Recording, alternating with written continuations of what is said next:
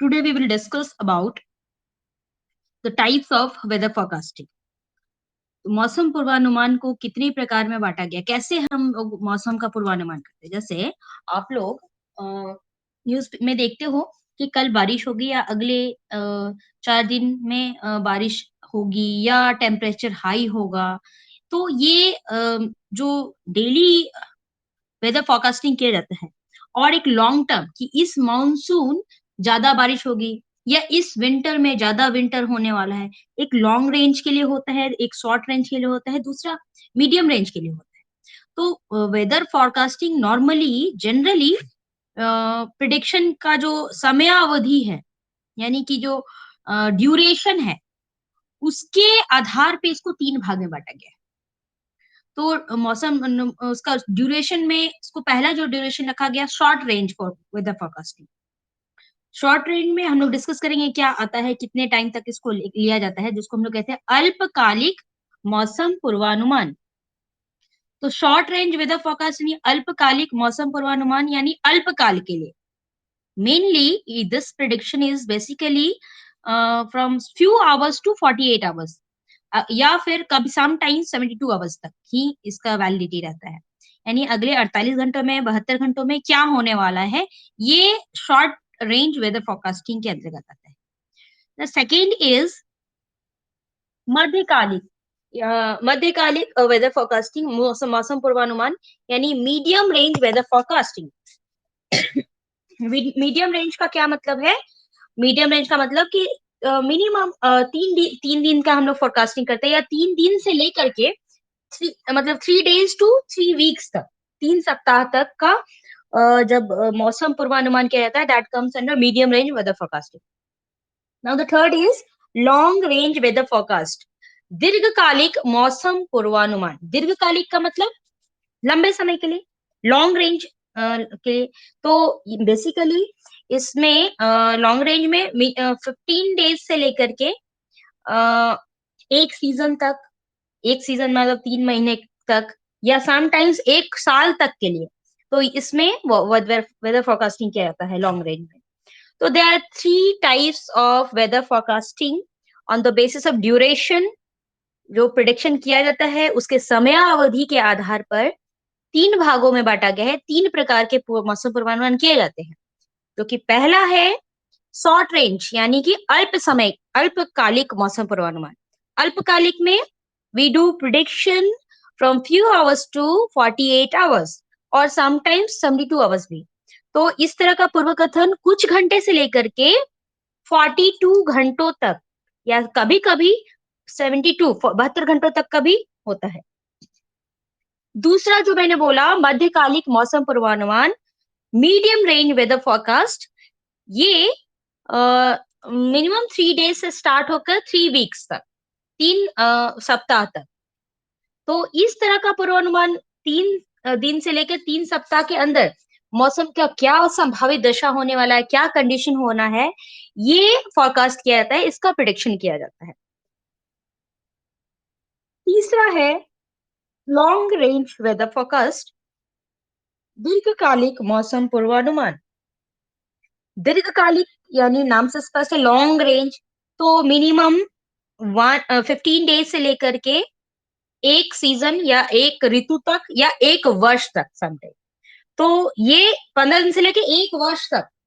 तो जैसे जैसे हम लोग जो ये 3 प्रकार जाने अभी on the basis of duration, time duration को लेकर के, तो जितना हम शॉर्ट टर्म मतलब शॉर्ट रेंज वेदर फोरकास्टिंग अगर हम करते हैं, तो इट इज मोर एक्यूरेट, ये ज्यादा सही होता है। लेकिन अगर हम लॉन्ग रेंज वेदर फोरकास्टिंग करते हैं, या इसके बाद हम लोग मीडियम, उसके बाद फिर लॉन्ग रेंज करते हैं, तो धीरे धीरे इसका जो पूर्व कथन है, यह प्रिडिक्शन, धीरे धीरे इसका थोड़ा कम हो जाता है इसका अनुमान। तो जो पहला है अल्पकालिक मौसम पूर्वानुमान, short range weather forecast. Short range weather forecast मतलब लघु अवधि वाला, कम अवधि वाला।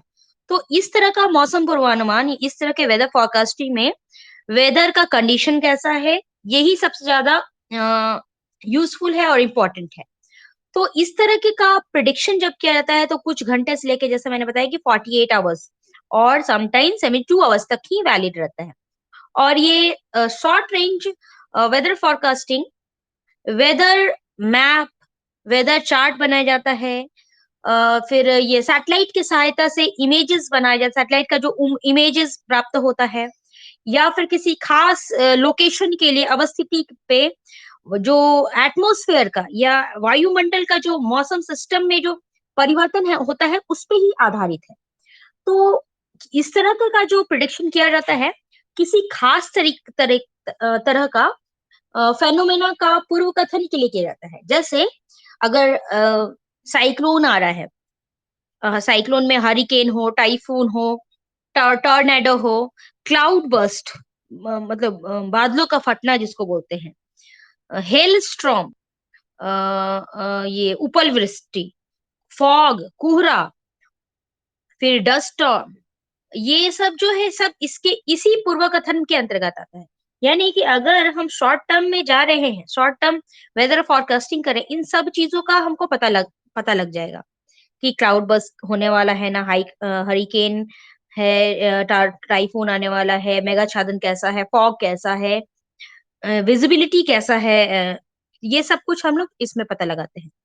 तो इस तरीके का weather forecasting basically helpful for what, किसके लिए हेल्पफुल है ज्यादा? तो ये ज्यादातर सबसे ज्यादा उपयोगी होता है ट्रांसपोर्ट सेक्टर के लिए, परिवहन सेक्टर के लिए। क्योंकि अगला 48 घंटे में अगर ट्रेन खुलने वाली है या फ्लाइट उड़ने वाली है 72 घंटों में या 48 आवर्स में, तो हम पता लगाते हैं अच्छा अभी बारिश हो रही है या बहुत ज्यादा फॉग होने वाला है। विंटर सीजन में कई बार आप सुने होंगे फ्लाइट कैंसिल हो जाते हैं या फ्लाइट डिलेड हो जाते हैं। तो यहाँ का मौसम पे डिपेंड करता है, क्योंकि जब वो फ्लाइट टेक ऑफ करता है तो उनको बिल्कुल विजिबिलिटी होनी चाहिए। तो अगर टॉर्नेडो हो रहा है, बारिश हो रहा है, बहुत कोहरा ज्यादा है, फॉग ज्यादा है, क्लाउडीनेस है बहुत, तो इसको ये सब परिस्थितियां होने पे फ्लाइट्स को उड़ने में बहुत कठिनाई होती है। तो इस तरीके का मौसम पूर्वानुमान इट इज वेरी यूजफुल, बहुत उपयोगी है परिवहन सेक्टर के लिए, ट्रांसपोर्ट सेक्टर के लिए। क्योंकि आप ट्रेन भी जाते हो, आप विंटर सीजन में आप ट्रेन से भी सुनोगे ट्रेन डिले हो गई है, आप यहाँ से दिल्ली जा रहे हो तो विजिबिलिटी नहीं है, फॉग नहीं है, तो ट्रेन कैसे आगे बढ़े, कहीं आगे जाके धक्का हो गया, एक्सीडेंट हो सकता है। या फिर बसेस भी, मतलब या लैंड ट्रांसपोर्ट हो या एयर ट्रांसपोर्ट हो या कोई भी ट्रांसपोर्ट हो, सबके लिए और ये ट्रांसपोर्ट सेक्टर के लिए इट इज वेरी यूजफुल। जैसे यही मैंने बताया कि जैसे फ्लाइट्स उड़ती हैं, जो शॉर्ट रेंज एविएशन फोरकास्ट किया जाता है, विमानन पूर्वानुमान किया जाता है। यानी जब विमान को उड़ना है, जब टेक ऑफ करना है, तो इसमें सब चीज का पहले पता लगाया जाता है कि क्लाउडीनेस कैसा है, फॉग है कैसा, विजिबिलिटी ठीक है कि नहीं, क्लियर है कि नहीं है, विंड का डायरेक्शन कैसा है, पवन की दिशा किस ओर है, कैसे बह रही है, ज्यादा है ना कम है, उसका वेलोसिटी कितना है, वेग कितना है, टेम्परेचर क्या है। तो ये सब चीजों का पहले इंफॉर्मेशन कलेक्ट किया जाता है, इंफॉर्मेशन का सूचना दे दिया जाता है इन सब चीज का, ताकि जो फ्लाइट्स है, जो वायुयान का उड़ान सही तरीके से किया जा सके। तो अल्पकालिक पूर्वानुमान यानी शॉर्ट रेंज वेदर फोरकास्टिंग, इसकी जो मतलब एक्यूरेसी है वो सबसे अधिक होती है, सबसे सही होता है। तो पूर्वानुमान के समय देखा जाए तो अवधि जितनी छोटी होगी, ड्यूरेशन जितना शॉर्ट होगा, पूर्वानुमान यानी प्रिडिक्शन उतना ही सही होगा, उतना ही सटीक होगा, उतना ही करेक्ट होगा, एक्यूरेट होगा। तो एग्जाम्पल के लिए अगर हम देखें कि यदि मौसम पूर्वानुमान की अवधि हम सिर्फ 12 घंटे का के लिए सीमित है, तो पूर्वानुमान 90% एक्यूरेट है, सही है, कि हम 12 घंटे के लिए अगर पूर्वानुमान हुआ है तो इट इज वेरी करेक्ट और एक्यूरेट। तो ये शॉर्ट रेंज वेदर फोरकास्ट को फिर रेडियो पे, टेलीविजन के माध्यम से जनरल पब्लिक को पहुंचा दिया जाता है कि अगले 12 घंटों में बारिश होने वाली है, भयानक बारिश होने वाली है, या फिर बहुत ज्यादा ये टॉर्नेडो आने वाला है, ये साइक्लोन आने वाला है, टेम्परेचर अधिक होगा या ज्यादा होगा, एवरीथिंग पता लग जाता है। जब प्रिडिक्शन होता है तो उसके बाद जनरल पब्लिक को इन्फॉर्म किया जाता है। तो इसके लिए मतलब ये जो प्रिडिक्शन है, इसका सूचना, इंफॉर्मेशन हवाई जहाज जो है यानी एरोप्लेन और जलयान यानी अगर आप शिप से जा रहे हो, शिप से भी दूर दूर तक ट्रैवल किया, मर्चेंट नेवी में, या फिर ऐसे भी ट्रैवल करते हैं। जैसे आप अंडमान निकोबार आपको जाना है, तो ऐसे तो आप फ्लाइट से जा सकते हो, फ्रॉम कोलकाता, फ्रॉम वाइजैक, विशाखापट्टनम से, चेन्नई से, सब जगह से है। बाई शिप भी जा सकते हो आप, जलयान के द्वारा भी आप जा सकते हो। कई जगह ये सुविधाएं हैं, या फिर अन्य जगह बेसिकली जो ट्रेड होता है ये तो जलयान के द्वारा ज्यादा होता है। तो जलयान का संचालन ठीक तरीके से हो सके, इसके लिए हमको शॉर्ट रेंज वेदर फोरकास्टिंग बहुत जरूरी है। और ये शॉर्ट रेंज वेदर फोरकास्टिंग में फॉग कैसा है, ये जो एक्सीडेंट हुआ था, टाइटैनिक मूवी आप देखे होंगे, टाइटैनिक में आगे एक बहुत बर्फ का ये था, बर्फ था, तो जिसके वजह से वो टकरा गया, और वो टाइटैनिक का जो जहाज था वो क्रैक हो गया और सबमर्ज हुआ, आप सुने होंगे या जानते होंगे। तो इसमें अगर ये पता रहता, विजिबिलिटी क्लियर रहती, या फिर शॉर्ट रेंज वेदर फोरकास्टिंग बिल्कुल एक्यूरेट होता या ठीक तरीके से होता, तो शायद ये घटना ही नहीं घटती। इसीलिए हवाई जहाज है या जलयान है, दोनों को अगर ठीक तरीके से संचालन करना है, कोई कार्यक्रम को निर्धारित करना है, तो इसके लिए हमको इसका प्रिडिक्शन आवश्यक है। तो मौसम का प्रिडिक्शन बहुत जरूरी है। और ये शॉर्ट टर्म प्रिडिक्शन में जैसे कोहरा कोहरा का पता लग जाएगा, तो आप जलयान चला रहे हो, अगर शिप चला रहे हो, तो अगर फॉग है तो आपको पता लगेगा कि यहाँ पे फॉग है, तो आप नहीं जाओगे, आप कम जाओगे, या अपना डायरेक्शन मोड़ लोगे। विजिबिलिटी में कमी हो जाती है अगर फॉग रहता है तो। फिर बारिश हो सकती है, शीतलहर हो सकती है, स्टॉर्म तूफान आ सकता है। तो ये सब घटनाएं का पूर्व जानकारी अगर हो जाता है, तो रेडियो के माध्यम से, टेलीविजन के माध्यम से, समाचार पत्रों के माध्यम से इसकी जानकारी को फ्लैश कर दिया जाता है, जारी कर दी जाती है। तो अल्पकालिक या लघु परिसर मौसम पूर्वानुमान में दो विधि अपनाई जाती है, यानी शॉर्ट रेंज वेदर फोरकास्टिंग में there is two method, which are those? First is persistent method, दीर्घ स्थायी विधि। दूसरा है कॉन्टिन्यूटी मेथड, सातत्य विधि। मैं फिर से बोल रही हूँ, मौसम पूर्वानुमान का प्रकार हम लोग कर रहे हैं, जिसमें तीन प्रकार हम लोग जाने अभी: शॉर्ट रेंज वेदर फोरकास्ट, अल्पकालिक मौसम पूर्वानुमान, दूसरा है मीडियम रेंज वेदर फोरकास्ट, मध्यकालिक मौसम पूर्वानुमान, और तीसरा है दीर्घकालिक मौसम पूर्वानुमान, लॉन्ग रेंज वेदर फोरकास्ट। सो इसमें हम लोग पहला जो कर रहे हैं, शॉर्ट रेंज वेदर फोरकास्ट, अल्पकालिक मौसम पूर्वानुमान। अल्पकालिक मौसम पूर्वानुमान में देयर इज टू मेथड, दो विधियां हैं। कौन सी दो विधियां हैं? पहला है दीर्घ स्थायी विधि, परसिस्टेंट मेथड। दूसरा है सातत्य विधि, यानी कॉन्टिन्यूटी मेथड।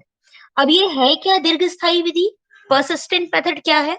तो मौसम का पूर्वानुमान, अ, ये जो मतलब चक्रवात आता है, तूफान आता है, या कोई भी तरह का साइक्लोन हो, टेम्परेट साइक्लोन हो, ट्रॉपिकल साइक्लोन हो, तो इसका जो रेट ऑफ मूवमेंट है, किस दर से वो संचालित हो रहा है, अगले 5 घंटों में, अगले 10 घंटों में, ये कैसा इसका मूवमेंट रहेगा, इसका गति कैसे बढ़ेगा, बढ़ेगा ना घटेगा, ये सब चीज भी इसमें पता लगाते हैं। तो आगे बढ़ने वाला ये जो वाताग्र है, जो फ्रंट है, इसमें मान लो रूट चेंज हो जाता है, मार्ग में परिवर्तन होता है, तो इस ये बेसिकली अगर मार्ग में परिवर्तन होता है, उन लोग का अगर रूट चेंज हो जाता है, तो ये लॉन्ग रेंज वेदर फोरकास्टिंग में नहीं पता लगाया जा सकता, इसको शॉर्ट रेंज में ही पता लगेगा कि इसका डायरेक्शन में चेंज हुआ है कि नहीं हुआ है।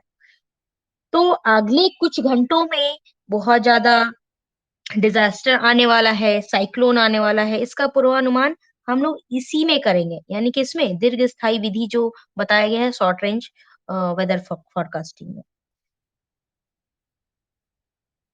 तो अ, तो लघु परिसर वाला जो ये जो मतलब ये जो दीर्घ स्थायी विधि, परसिस्टेंट मेथड, इसमें वायुमंडल का तूफान में जो परिवर्तन होता है, ये इसमें पता नहीं लगाया जाता है, सॉरी, इसमें पता नहीं लगता है ये। इसमें सिंपल ये तूफान आ रहा है, यस यही पता है, तो ये इसकी कुछ कमियां है, लूप फॉल्स है। दूसरा जो कंटिन्यूटी मेथड है, सातत्य विधि, हिंदी में इसको सातत्य विधि बोलेंगे, तो इसको इंग्लिश में कंटिन्यूटी बोलते हैं। तो ये जो परसेप्शन है, इसमें अपविंड एरिया कैसा है, यानी जिधर से हवा आ रही है, किधर जा रही है, ये सब भी पता लगाना होता है।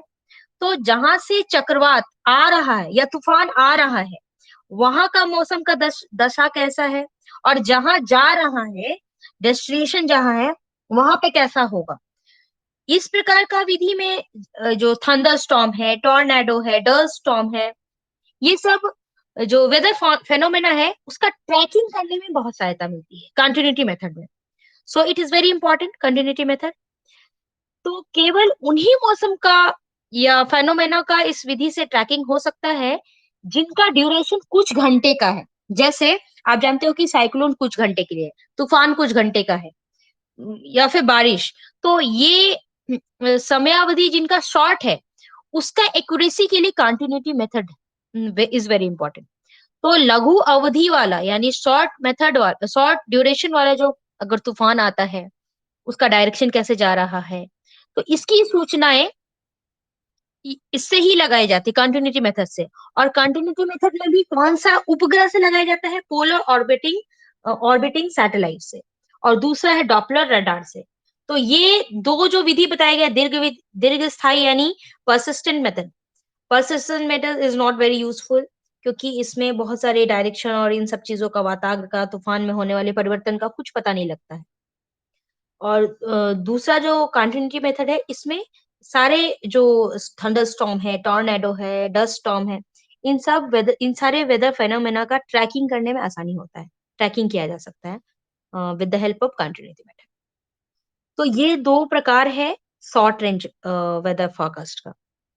दूसरा आते हैं, अब हम मौसम का पूर्वानुमान कर रहे हैं, हम लोग वेदर फोरकास्टिंग कर रहे हैं। वेदर फोरकास्टिंग में there are three types. First is short range, अल्पकालिक मौसम पूर्वानुमान, जो कि अभी हम लोग ने किया। इसके अंतर्गत दो है, एक दीर्घ स्थायी यानी परसिस्टेंट, दूसरा है सातत्य यानी कंटिन्यूटी। दूसरा जो प्रकार है मध्यकालिक मौसम पूर्वानुमान। मध्यकालिक मौसम मौसम पूर्वानुमान का मतलब है मीडियम रेंज, मध्य परिसर। तो शॉर्ट में आपने जाना कि 48 आवर्स से लेकर 72 घंटा, लेकिन इसमें मीडियम रेंज वेदर फोरकास्ट में 3 days to 3 weeks, 3 दिन से लेकर 3 सप्ताह का अवधि का हमको मौसम पूर्वानुमान ज्ञात हो जाता है। और इस तरीके का प्रिडिक्शन 3 days to 3 weeks में जितना भी मौसम की संभावित दशाएं हैं, जितना भी प्रिडिक्शन है, उसका प्रिडिक्शन किया जाता है। तो इसमें आम जनता के लिए, जनरल पब्लिक के लिए, स्पेशली फॉर किसान के लिए, फार्मर्स के लिए, क्योंकि 3 सप्ताह का हमको पता लग रहा है, इसमें 3 दिन से लेकर 3 सप्ताह। तो किसानों के लिए कितना उपयोगी है कि अगर इसका एक्यूरेसी लेवल अच्छा हो, और तो हालांकि मैंने जैसे बताया कि जैसे जैसे हम लॉन्ग ड्यूरेशन में जाते हैं, तो एक्यूरेसी लेवल धीरे धीरे डाउन होने लगता है, कम होने लगता है। तो एक्यूरेसी लेवल सबसे अधिक होता है अल्पकालिक में यानी शॉर्ट रेंज में, उसके बाद आता है medium. Comparison to short range, medium range का एक्यूरेसी लेवल, यथार्थता स्तर बोले तो बहुत कम होता है, उससे उसकी तुलना में कम होता है, शॉर्ट रेंज की तुलना में। तो इस तरीके का पूर्वानुमान के लिए मौसम की दशाओं, स्पेशली जो एटमॉस्फेरिक सर्कुलेशन होता है, उसका सूचना नहीं प्राप्त होता है, बल्कि इसमें जितना वर्तमान मौसम की दशाएं जो है, मतलब ऑब्वियसली 3 सप्ताह का हम पता लगा रहे हैं, और किसानों को क्या चाहिए, जानकारी चाहिए कि अगला मान लो अगला 15 दिन में, अगला 20 दिन में क्या होने वाला है। बारिश बहुत ज्यादा होगी तो उनका फसल खराब हो जाएगा, बहुत ज्यादा धूप होगी तो अगर उनको चाहिए अपना इरिगेशन फैसिलिटी को अपना ठीक ठाक रखें, तो ये फार्मर्स के लिए it is very useful medium range with forecast, मध्य परिसर, या मध्यकालिक मौसम पूर्वानुमान। तो याद रखेंगे, short range is for 48 hours to 70, कुछ घंटे से लेके 48 आवर्स तक, sometimes 72 hours. Medium range is from 3 days to 3 weeks, ये ड्यूरेशन आपको याद रखना है। और जो शॉर्ट रेंज है, it is very useful for transportation sector, transport sector. Medium range weather forecasting is very useful for farmers. मेरी आवाज आ रही है girls? Are you, am I Audible?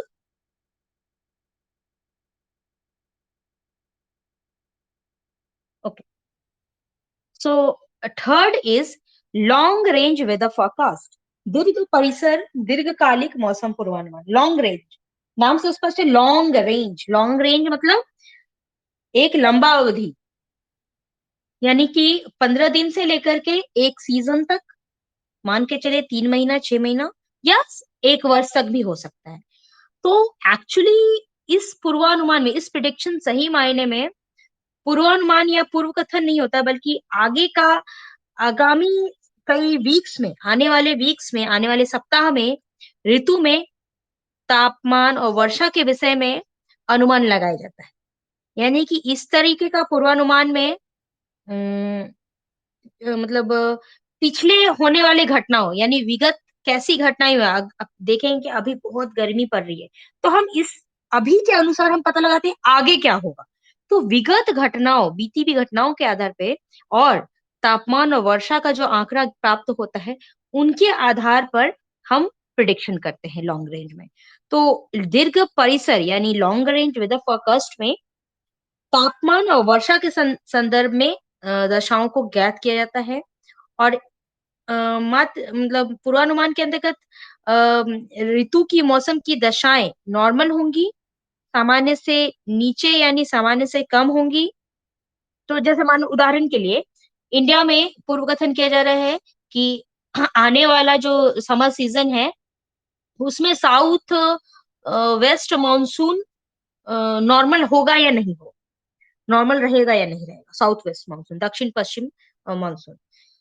या लॉन्ग रेंज वर्षा, एवरेज प्रेसिपिटेशन कम होगा क्या अधिक होगा, या एवरेज होगा या नॉर्मल होगा।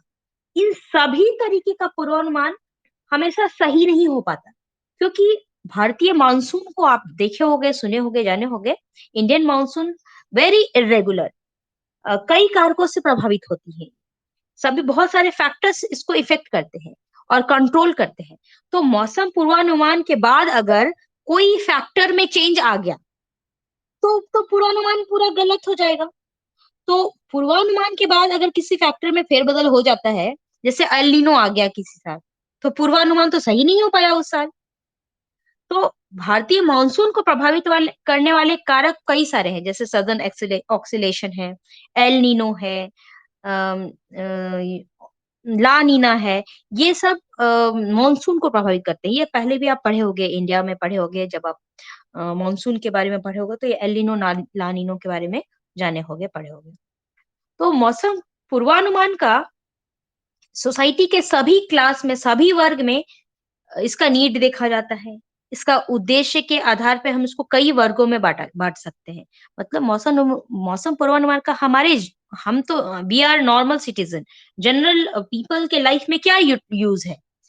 आपको पूछा जाए कि आपको मौसम पूर्वानुमान का आपके लाइफ में क्या यूज है, तो बेसिकली ये कई सेक्टरों में हम इसको बांट सकते हैं। एक तो एविएशन सेक्टर में इट इज वेरी इंपॉर्टेंट।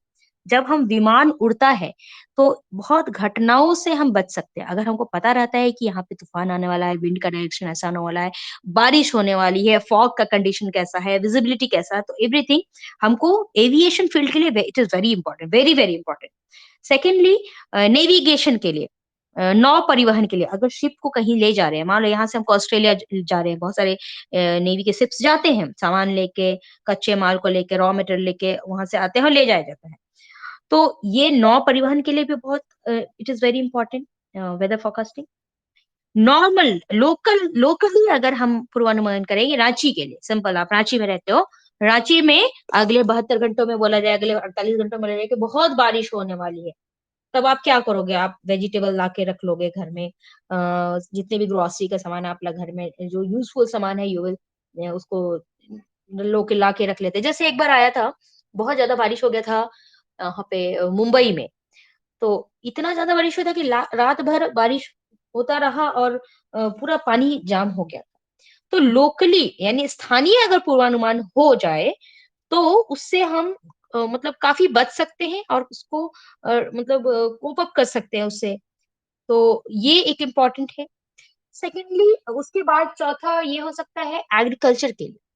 अगर हमको पता लगे कि अगले 3 महीने में इतना ज़्यादा बारिश होने वाली है, तो किसान उसी अनुसार फसल लगाएँगे। तो it is very important for agriculture field also, क्योंकि जैसे एविएशन फोरकास्ट के अंतर्गत जब टेक ऑफ करता है, जब क्लाइंब करता है और जब डिसेंड करता है, लैंडिंग करता है, तो उस समय के लिए वहाँ का टेम्परेचर उसको मालूम होना चाहिए, वायु का डायरेक्शन, वेलोसिटी, विजिबिलिटी, क्लाउडीनेस, अ, तूफान, स्टॉर्म, टर्बुलेंस कैसा है, ये सब कुछ का जानकारी होना चाहिए। होता है तभी जाके फ्लाइट को एविएशन मतलब जो विमान है उसको टेक ऑफ करने की परमिशन दिया जाता है या फिर लैंडिंग करने का परमिशन दिया जाता है। कई बार मैं खुद ही देखूं कि यहाँ पे एक बार रांची आ रहे थे, तो बहुत बारिश हो रही थी, तो फ्लाइट को ये लैंड नहीं होने दिया, क्योंकि वही हवा में उड़ाता रहा, उड़ाता रहा, उड़ाता रहा, और जब बारिश थोड़ा कम हो गया, तब जाके वो लैंड किया। तो इसीलिए जब विमान के लिए इन सब चीज़ का वायुमंडलीय जो दशाएँ हैं, वायु की दिशा कैसी है, डायरेक्शन कैसा है, वेलोसिटी कैसा है, विजिबिलिटी कैसा है, इन सब चीज़ का जानकारी अत्यंत ही आवश्यक है। Very important for aviation forecast. Second is shipping forecast यानी नौ परिवहन पूर्वानुमान। तो इसके अंतर्गत मुख्य रूप से जो सागरीय दशा की चेतावनी दी जाती है कि ओशन का कंडीशन कैसा होगा, सागरीय जल का तापमान कैसा है। अगर मान लो तापमान बहुत हाई होता है, तो वहाँ क्या होगा? डिप्रेशन होगा, डिप्रेशन होगा तो लो प्रेशर मतलब लो प्रेशर होगा, टेम्परेचर ज़्यादा होगा, तब क्या होगा? वहाँ पे साइक्लोन आ सकता है। तो वहाँ का तापमान कैसा है? वहाँ का करंट का क्या नेचर है? ये सुनामी हो या फिर जो भी चीज़ें आती हैं, ये सब कैसा है वहाँ पे, उन सब चीज़ का पता लगाया जाता है। जैसे एक बार जो बोले सुनामी आया था ना इंडियन ओशन में 25-26 दिसंबर को 2004 में आया था सुमात्रा के तट के पास। उसका ये था एपिसेंटर था। और वहाँ पे सागरीय भूकंप की वजह से इधर इंडियन कोस्ट पे 8 मीटर से 9 मीटर लंबा ऊँचा लहर उठा था। तो जिसकी वजह से बहुत ये मतलब अ, डिज़ास्टर बहुत भयानक हुआ था। 2 लाख से अधिक लोग तबाह हो गए थे।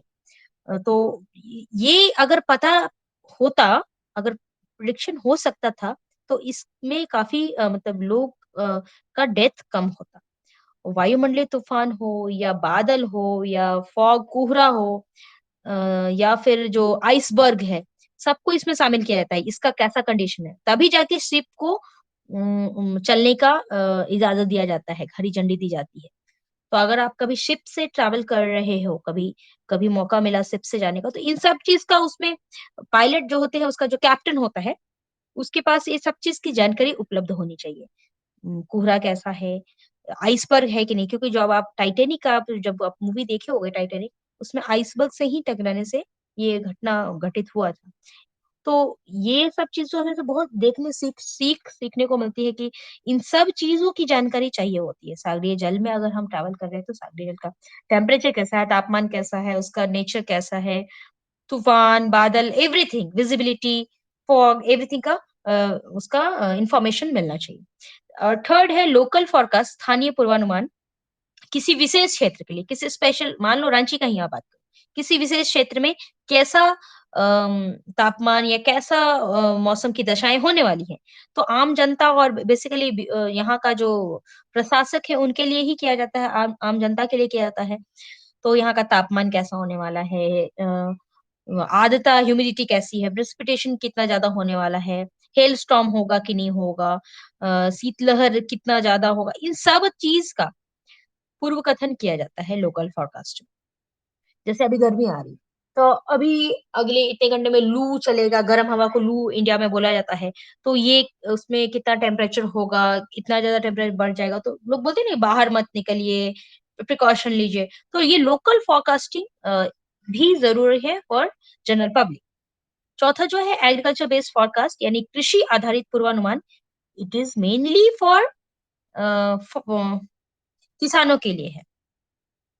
तो किसानों के लिए जो आकाश की क्या दशाएं हैं, ह्यूमिडिटी कैसा है, फ्रॉस्ट कितना होगा ना नहीं होगा, प्रेसिपिटेशन बारिश रेनफॉल कितना होगा, कोहरा या ठंड में होगा तो शीत लहर, गर्मी में है तो ताप लहर। तो इन सब की सूचनाएं, सब चीज का इंफॉर्मेशन दिया जाता है, चेतावनी दी जाती है, ताकि किसान अपने फसल को मैनेज कर सके, प्रबंधन अपने फसल के प्रबंधन में उनको सुविधा हो सके। इसीलिए एग्रीकल्चर बेस्ड फोरकास्ट भी किया जाता है। तो it is very important for all the sectors of the society, सभी सोसाइटी के सभी तबकों के लोगों के लिए ये इम्पोर्टेंट है। समाज का सभी वर्ग या विभिन्न वर्ग की आवश्यकता है अभी के टाइम में। तो ये वेदर फोरकास्टिंग का टाइप यहीं पे समाप्त हुआ। Now in the next class we will do the methods of weather forecast. तो आज के लिए इतना ही रखते हैं girls. Am I audible? Hello?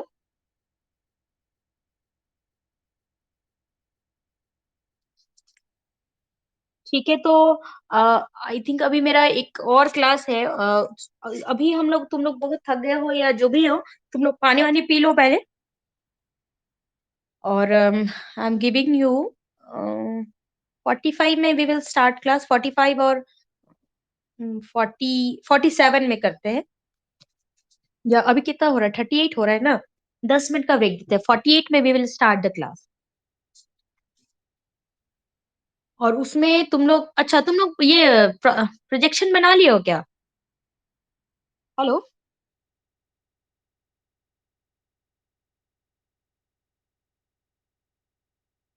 तो कब बनाइएगा आप लोग ना? अभी क्लास में यही करेंगे, हम लोग प्रैक्टिकल करेंगे, ठीक है? तो अभी थ्योरी हो गया, थोड़ा सा दिमाग आप लोग का हेवी हो गया होगा। तो इसलिए हाँ हाँ, वेट। यस अंशु, क्या बोल रहे हो?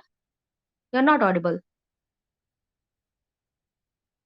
हेलो? मेरी आवाज आ रही है? हेलो? ठीक है, ठीक है, तो will see you at 13:48। Okay? और क्लास में ही रहिए, डोंट लीव द क्लास। 13:48 में I will on my mic, okay?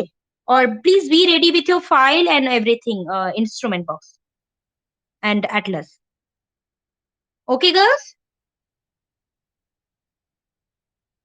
Okay, so I am giving you 10 minute break. So please पानी वानी पी लीजिए, कुछ खाना है तो खा लो, और अपना फाइल लेके इंस्ट्रूमेंट बॉक्स लेके बैठोगे।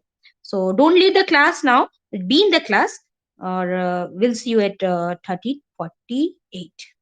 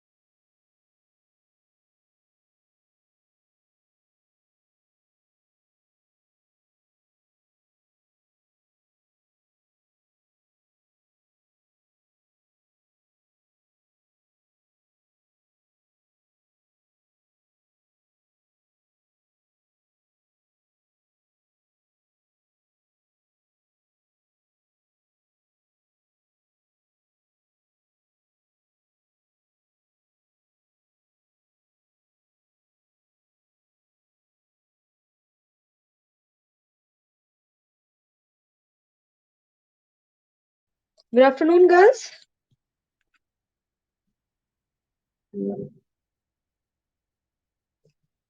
सभी लोग अपना फाइल निकाले हो?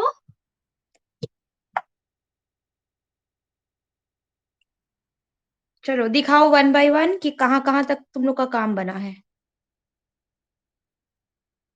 पहला है नूतन। नूतन, साइनसॉइडल प्रोजेक्शन दिखाइए। साइनसॉइडल प्रोजेक्शन कहाँ पे तक आप बनाए हो?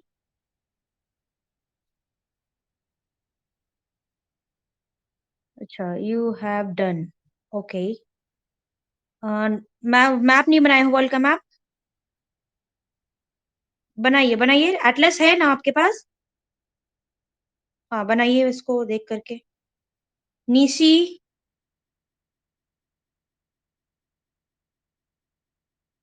निशी स्वाति। देखो सब लीव कर रहे हैं अब। देखो 21, उस टाइम 25 थे I guess. Now they are leaving. सबका पता चल जाएगा कौन कौन लीव किया।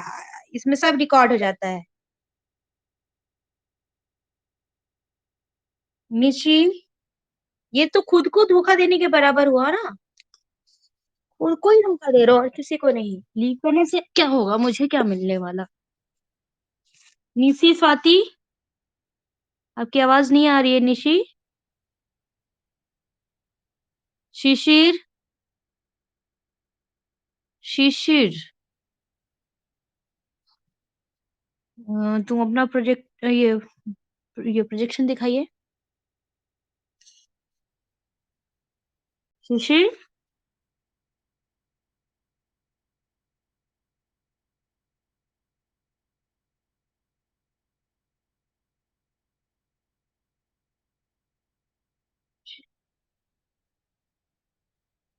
माइक, माइक जो है देखो, यहाँ पे बीच में शेयर का है। शेयर के राइट साइड में वीडियो है।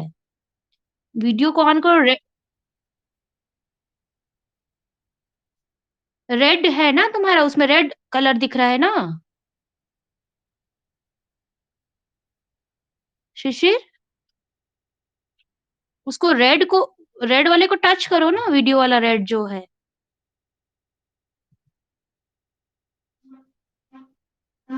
चलो बनाओ, नहीं हो रहा है तो तुम कहाँ तक बनाए हो? तुम वॉल बना लिए हो? ठीक है बनाइए, एटलस निकालिए। अनुभव, आप कहाँ तक पहुंचे, दिखाइए।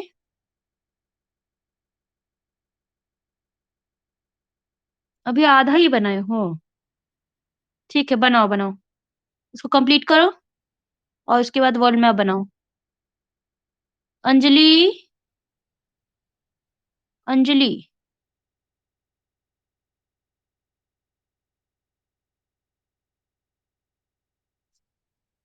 टोपो।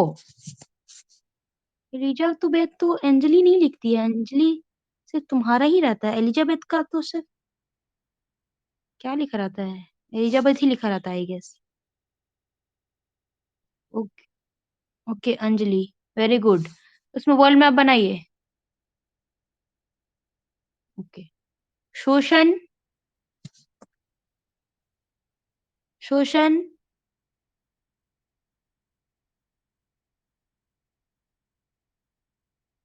शोषण, आपकी आवाज नहीं आ रही है।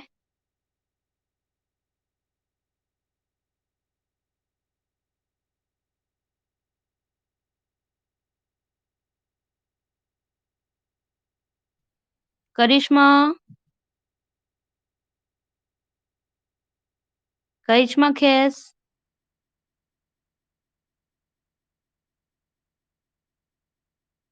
देखा बच्चा, क्या बनाया आपने? तुम बाहर हो कहीं क्या?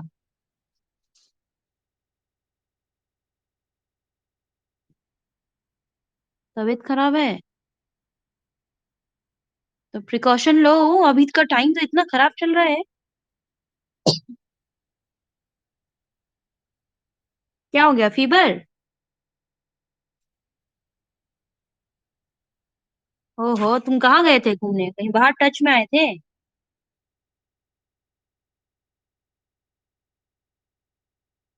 गर्म पानी पियो, गर्म पानी में नींबू डाल के। और स्टीम लो। मोस्ट इम्पोर्टेंट है स्टीम लेना, भाप लेना, समझते हो जिसको? हाँ, तो वो सुबह शाम लो, अगर ये वायरस गया भी होगा तो निकल जाएगा बाहर। ठीक है। दिन भर में 3 बार स्टीम लोगे, और तुम अपना फाइल निकाले हो? तो कहाँ तक किए हो, दिखाओ एक बार। है निकला हुआ? एक बार शो करो। अभी कुछ। अच्छा, अभी बस एक्स और वाई खींचे ही हो? अच्छा ठीक है, बनाओ। बनाओ। ठीक है, Ruby. Ruby chess.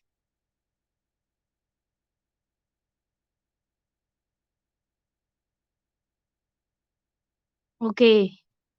World map बनाइए रूबी। बन गया है आपका? वर्ल्ड मैप बनाइए।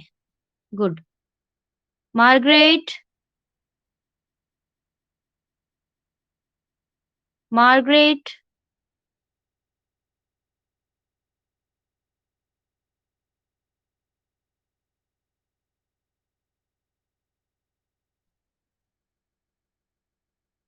कहाँ बैठे हो? ओके, आधा बनाया है। ठीक है। कंप्लीट करिए मार्गरेट। कंप्लीट करके इसमें वर्ल्ड मैप बनाइएगा।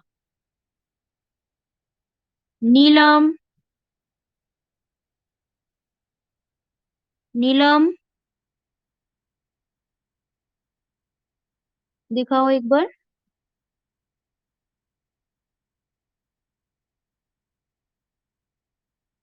बाबा रे, ये क्या खींचे हो? फ्री फ्री हैंड से नहीं मिलाना है, फ्रेंच कर्व से मिलाना है।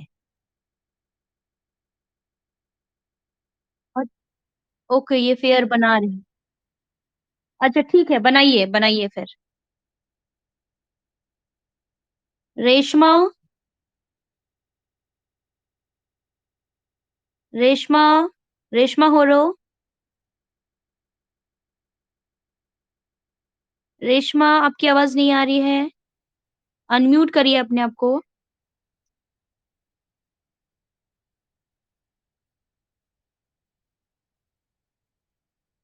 नहीं करोगे? अच्छा ठीक है। अनुपा बारा।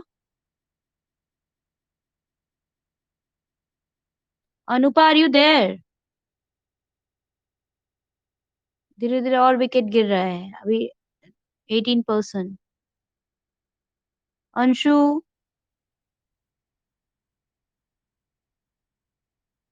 Have you completed?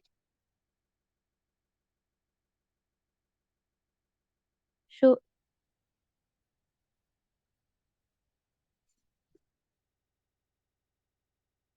Okay. Good.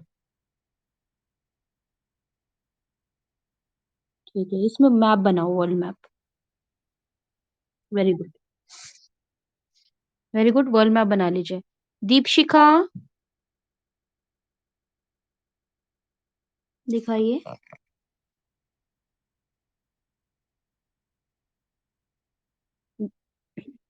आप भी प्रोजेक्शन किए हो?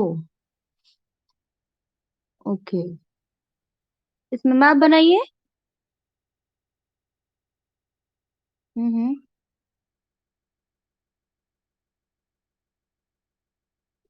नहीं, नीचे छोड़ दो।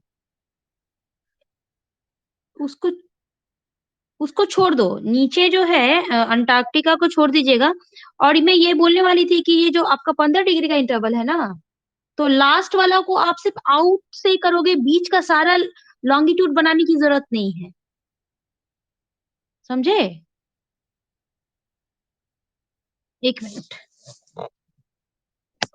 करना पड़ेगा।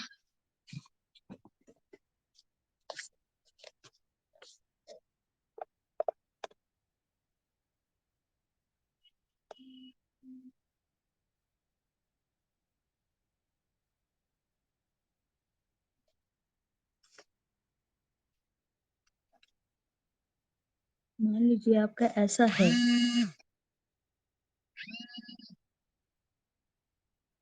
तो इस तरीके का आपका बन रहा है प्रोजेक्शन, राइट? इधर से ऐसा बन रहा है, बन रहा है,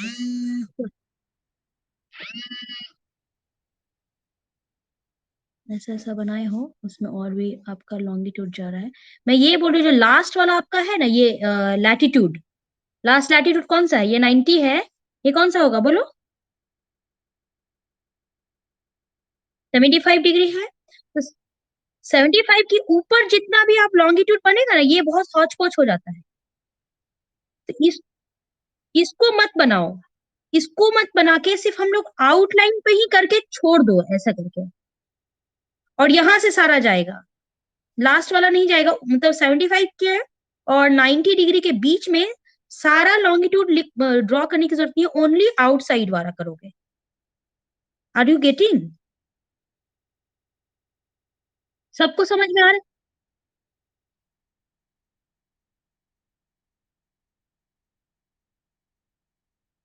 नहीं, ग्रीन लाइन तो बन जाएगा।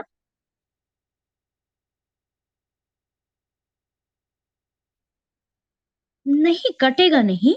नॉर्थ अमेरिका का इधर तो आपका अलास्का सब तो बनेगा ही, थोड़ा सा डिस्टॉर्टेड होगा इधर से थोड़ा सा, क्योंकि ये इस तरीके का है। तो थोड़ा सा डिस्टॉर्टेड होगा at the higher latitude area जो है, वहां पे थोड़ा सा डिस्टॉर्टेड होगा। तुम लोग सभी लोग ध्यान दोगे यहाँ पे, ऑल ऑफ यू। जब आप बना रहे हो ना, तो ये 75 और 90 डिग्री के ऊपर का सारा लॉन्गिट्यूड ड्रॉ करने की जरूरत है, ओनली आउटसाइड वाला। All of you are getting?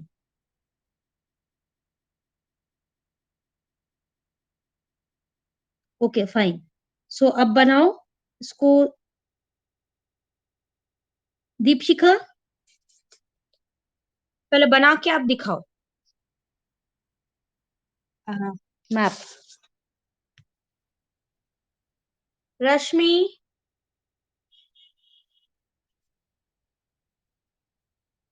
आपका बन गया रश्मि?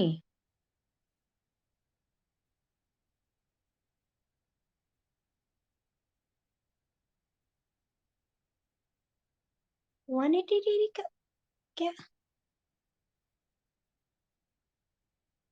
आप कितना लिए हो, कितना तक कट किए हो? एक दो, दिखाओ और क्लोजअप दिखाओ। एक दो तीन चार पांच ही लिए हो? पांच ही क्यों लिए? और आगे बढ़ाओ इसको, सब जगह पे, सारे लैटिट्यूड पे और आगे बढ़ाओ।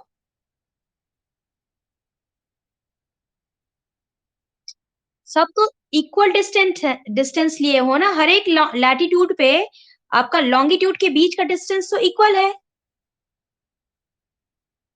रश्मि, आप वीडियो आपका बंद हो गया। हाँ, आप देखो, सारे लैटिट्यूड पे मान लो आपका बीच वाला 0 डिग्री है, तो 0 डिग्री यानी भूमध्य रेखा पे जितना भी लॉन्गिट्यूड का पॉइंट आप खींचे हो, ऑल आर इक्वल। सब तो बराबर है ना, सबका डिस्टेंस तो बराबर है ना, एक दूसरे के बीच की दूरी। तो बीच में 0 डिग्री है, 15 डिग्री का इंटरवल होगा, तो कितना बनेगा? एक साइड 12 बनेगा आई गेस। देखो, पहला होगा 15 डिग्री, 30 डिग्री, 45 डिग्री, 60 डिग्री, 75, फिर 90, और बनाओ, 6 6 12 बन जाएगा।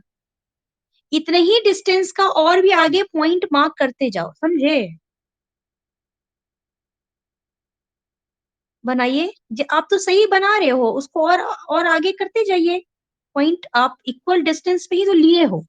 जैसे 0 डिग्री है, उसका इक्वल डिस्टेंस पे ही तो लॉन्गिट्यूड का बीच का डिस्टेंस तो इक्वल ही है, कोई इसमें ज्यादा तो नहीं हो रहा है 0 डिग्री पे। तो उसी डिस्टेंस को आप और ले लो, आप पहले लिख लो।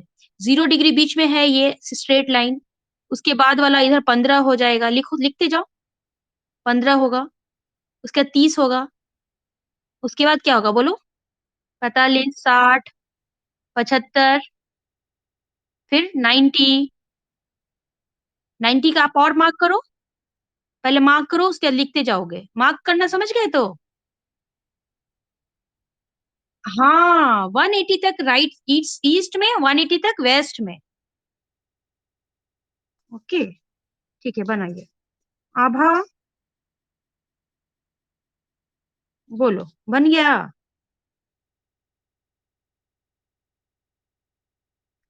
दिखाओ,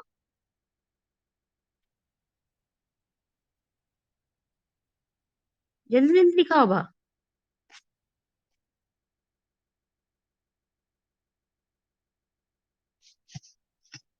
नहीं दिख रहा है।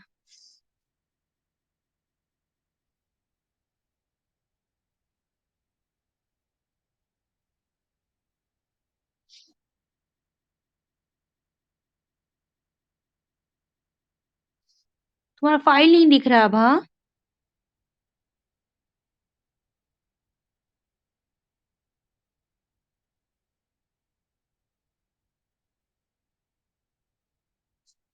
अ, बना लिए हो प्रोजेक्शन तुम, है ना? तुम उसमें मैप बनाओ। एटलस लाए हो? ठीक है, मैप बनाइए, मैप बनाइए, कंप्लीट करिए इसको। एल्बीना,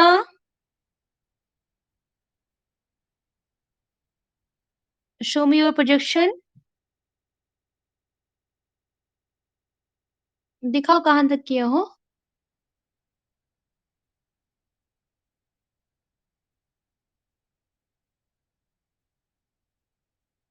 अच्छा, अभी मार्क कर रहे हो? अच्छा ठीक है, करो करो, कंप्लीट करो। कहाँ पे? 0 डिग्री? आप उतना ही देखो, कितना पॉइंट किए, 1 2 3 4 5 6 तक ही आप किए हो ना? तो आपको वर्ल्ड का मैप इसमें दिखाना है। आपका इंटरवल है 15 डिग्री। तो कितना कितना डिग्री का बनेगा? बीच वाला straight line that is 0 degree. ठीक है, ये 0 डिग्री है, तो इसके बगल वाला वहां लिखते जाओ। 15 डिग्री।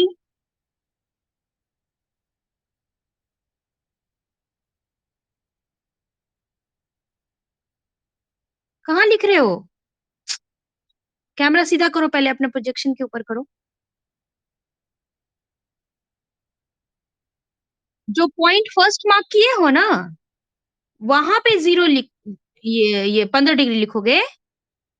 स्ट्रेट लाइन वाला दैट इज 0 डिग्री, ठीक है। हाँ, और ये इसके जस्ट, हाँ ये आपका 0 डिग्री हो गया। लेकिन इसके इधर आप इक्वेटर पे आओ। इक्वेटर कौन सा है आपका? ये वाला लाइन है, वेरी गुड। तो ये पहला जो पॉइंट आउट किया हो, यहाँ पे लिखो 15 डिग्री। ये तो दूसरा है ना।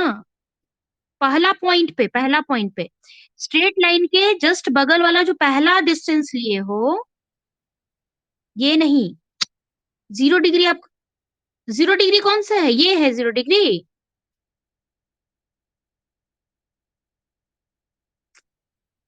अच्छा, ये आप जो लिखे हो इसमें देखो, लिखा हुआ है आपका लैटिट्यूड, बताओ। ये 0 डिग्री लैटिट्यूड लिखा हुआ है आपके इस पे।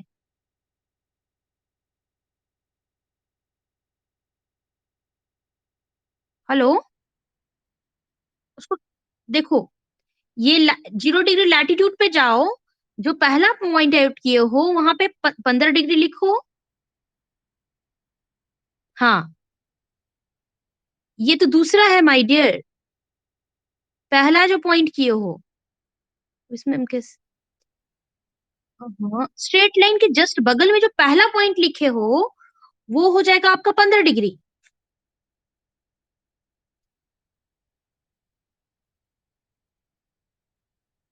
नहीं समझे अल्बीना? ओहो, रुको रुको, मैं बता रही हूँ। Video on, wait.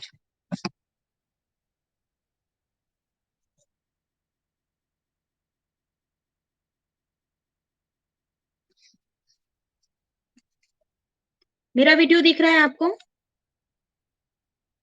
अब देखो, ये आपका स्ट्रेट लाइन खींचे हो यहाँ पे। ये ये मानो 0 डिग्री है ये वाला, ठीक है। इसके बाद वाला लैटिट्यूड खींचे हो, 15 डिग्री का खींचे हो। देखो, आपको लॉन्गिट्यूड जाना है, लैटिट्यूड तो आप खींच चुके हो, खींच चुके हो ना। लॉन्गिट्यूड के लिए जो आपने पॉइंट आउट यहाँ पे, ये 0 डिग्री इक्वेटर है, ठीक है। ये सिर्फ पहला जो पॉइंट किया यहाँ पे, दूसरा यहाँ किया, तीसरा, चौथा, पांचवा। तो यहाँ पे लिखते जाइए। ये जो स्ट्रेट लाइन है दिस इज 0 डिग्री लॉन्गिट्यूड। अब लॉन्गिट्यूड बनाना है, ये 15 डिग्री, 30, 45, 60, 75, 90। अब ये कौन सा होगा? 105। उसी पर उसी तरीके का आगे जो पॉइंट चलता गया, आपको 15-15 डिग्री का उसमें डिफरेंस लिख करके आपको मार्क कर देना है दैट लॉन्गिट्यूड के लिए। समझ गए? दिख रहा है? अभी समझे अलविना? ठीक है, तो अभी लिखिए, बनाइए।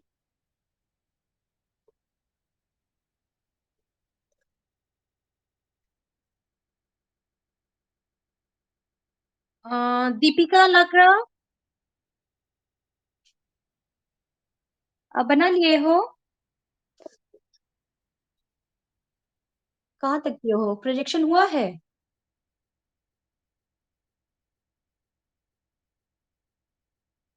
अभी बना? Okay, you are not doing, अभी बना रहे हो? ठीक है, ऊपर में मैंने बोला था ना 75 से 90 के बीच का सारा लॉन्गिट्यूड को बनाने की जरूरत नहीं है। ओनली आउटसाइड वाला, ठीक है, किनारे वाला। ठीक है, वेरी गुड। अनुपमा, अनुपमा वाला, आवाज नहीं आ रही है अनुपा की। शोषण, शोषण की भी आवाज नहीं आ रही है। ठीक है, तो आप बनाइए।